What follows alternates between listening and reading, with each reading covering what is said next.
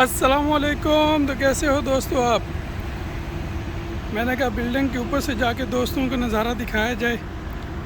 इतनी ज़्यादा रंबल है कि कुछ भी अभी भी आप लोगों को दिखाई नहीं दे रहा होगा कि क्या है यहाँ। बहुत रंबल है, ये देख रहे होंगे आप।